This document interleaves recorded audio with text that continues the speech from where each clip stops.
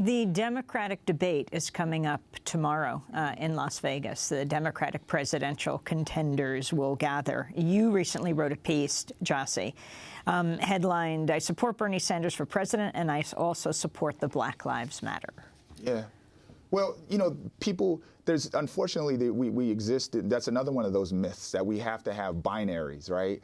That after the Black Lives Matter movement took over, commandeered the stage from presidential candidate Bernie Sanders, that we had to choose one or the other.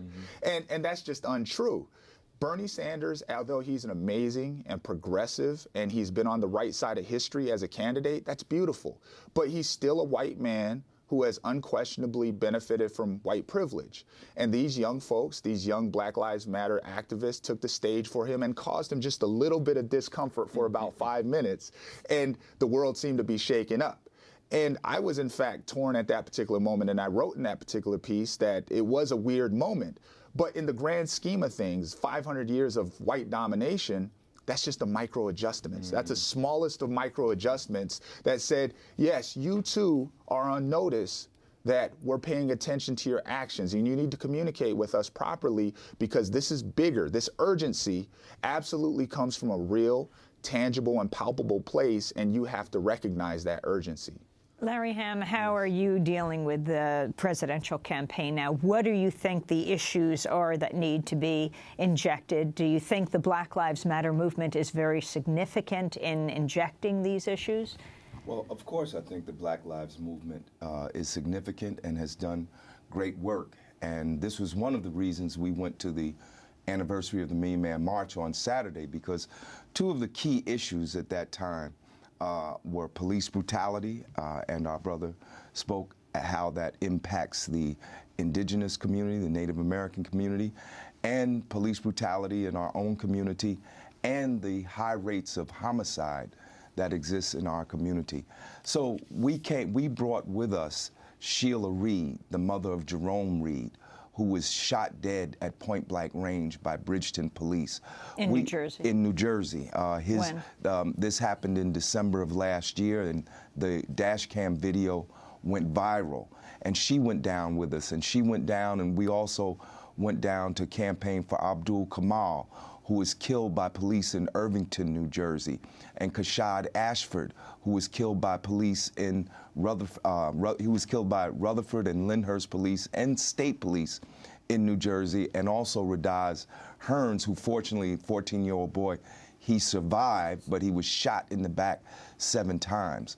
So this is an issue that must be raised by presidential candidates. I mean, people shouldn't even come in our community and in our churches unless they're going to address these issues. You know, too many people just can come in and say anything they want to say in our community and leave and think they automatically have our support.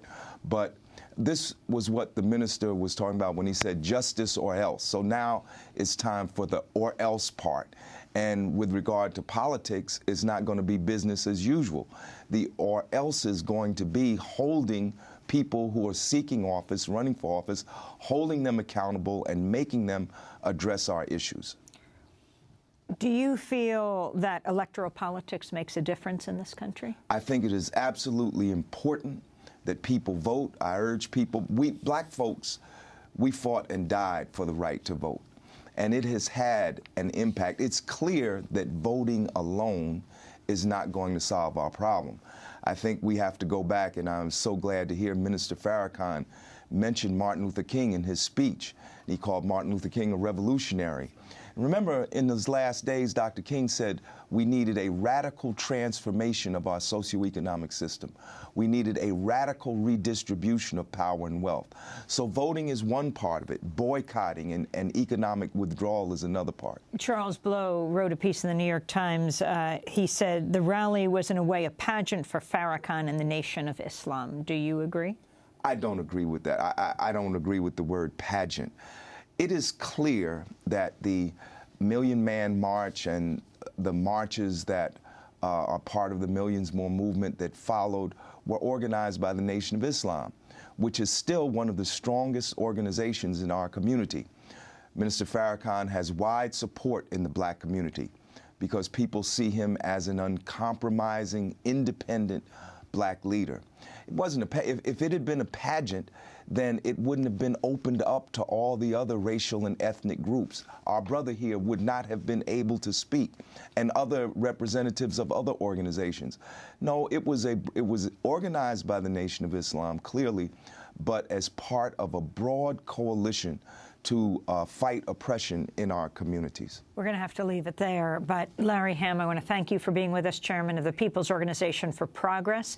He was at the first Million Men March in 1995. This weekend was there when tens of thousands of people marched on Saturday. And Gyasi Ross, thank you so much. He was speaker at the march, also author, lawyer, storyteller, member of the Blackfeet Nation, author of How to Say I Love You in Indian.